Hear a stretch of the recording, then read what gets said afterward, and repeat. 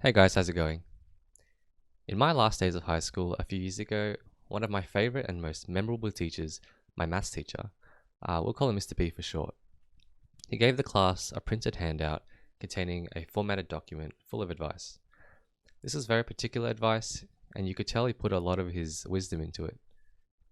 As a 18-year-old, it was a bit overwhelming, but every year when I happened to dig it up while I'm cleaning, I read through it and I realized how useful it actually was. I'm sure a lot of the YouTube audience is around the age of graduating high school, if not even younger. Maybe some of you are way past high school, but still have some people in mind that you'd like to give some advice to. So I thought I'd share these nuggets of wisdom with the community and hope that it helps at least one person out there.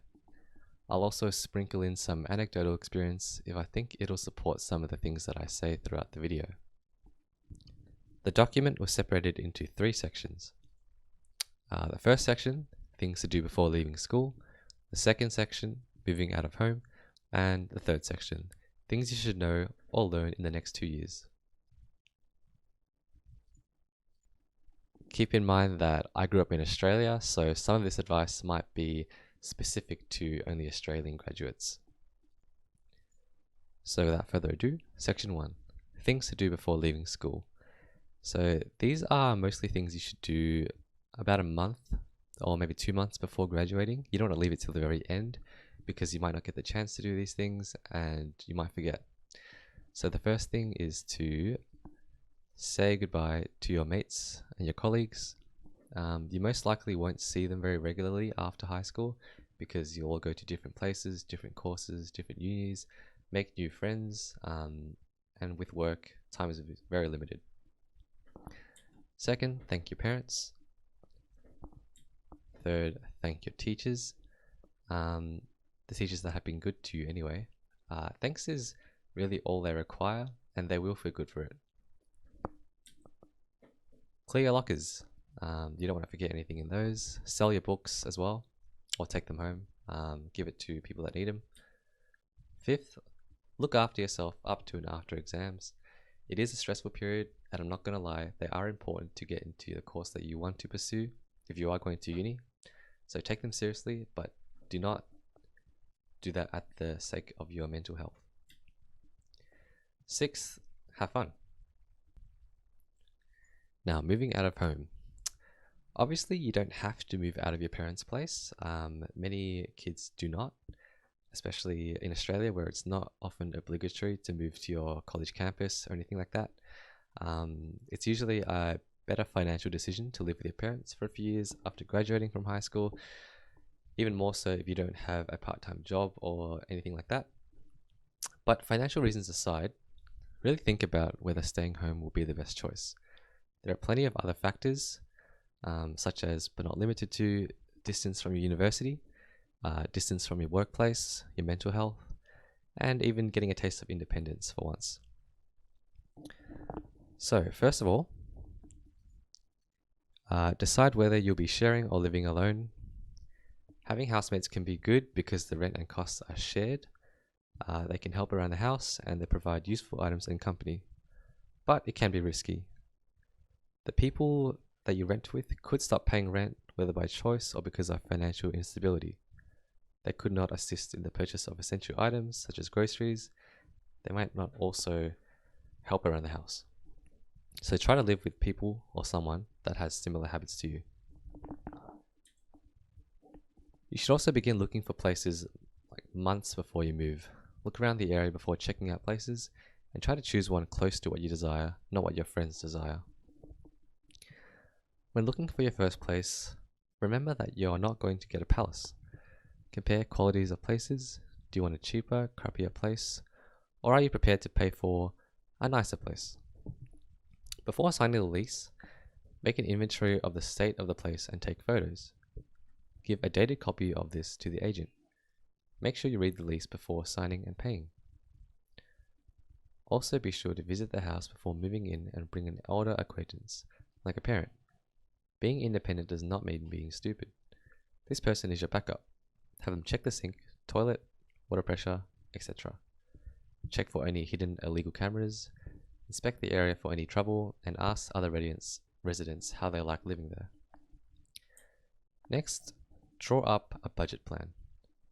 Take into account such things as electricity, phone bills, internet bills, transport, groceries, clothing, and the occasional night out.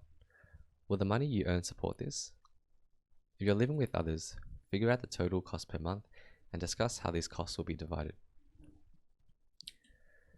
And the actual moving in part, parents are a good source of unwanted linen, crockery, pots and pans, bookshelves, etc. If your parents don't have them, look at op shops, secondhand websites, relatives, etc. Now, your old room at your parents' house. Discuss it with your parents. You may want to take some of the stuff to your new place and get rid of some stuff or sell some stuff. It isn't really nice leaving all your old junk with your parents, so if you're not going to use it or sell it, unless they're okay with you leaving it behind, do them a favor and dispose of it. Make sure you can afford to pay all your bills once you move, that your employment is secure and you have enough money to live comfortably and not struggle to pay rent, utilities, food, petrol, insurance, or any other minor emergencies. Living from one pay to the next is not easy and not fun. Something like 65% of people move back home within 3 months after initially moving out. Make sure you're ready to make the move in case your parents don't let you come back. If possible, try to have enough money to save to pay for 3 months' bills, rent, insurance, and groceries at all times. If you or a roommate loses a job, this security can save you from bad debt or homelessness. Now, very important, friends don't always make the best roommates. Be open to meeting new people and roommating with people that you don't know, because seeing the same person all the time can be hard on a friendship.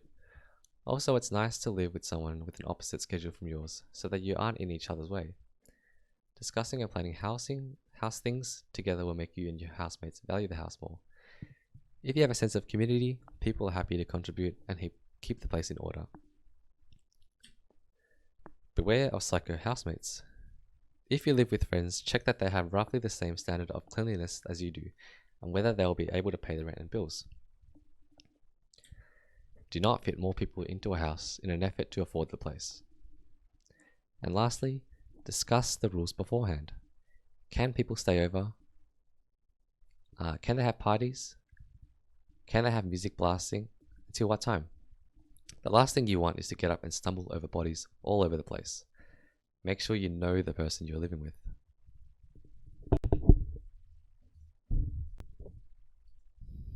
Now, section 3. Things you should know or learn in the next 2 years. Firstly, very important, how to cook. A good starting point is pasta, eggs, rice, a roast, a barbecue, chicken, and your favorite dish. Second, how to wash clothes. How to iron a shirt. How to sew on a button. How to use jumper leads. Clean up after yourself. Make a bed. Lose an argument. If you're going to drink, drink responsibly, avoid a hangover. How to wash the dishes. How to enjoy your time spent alone. How to build and maintain great relationships. How to think for yourself. How to be financially responsible. How to endure an insult with grace. How to learn to say not cool to a friend when they're doing something inappropriate in public. How to take care of yourself. And most of you will soon have control of the greatest weapon you'll own, a car. Drive well. If you're giving someone a ride, remember that their life depends on you, especially driving home from a party. Likewise, if you don't feel comfortable in a car with someone, get out. That way you'll get home alive, and at worst your parents will come and get you.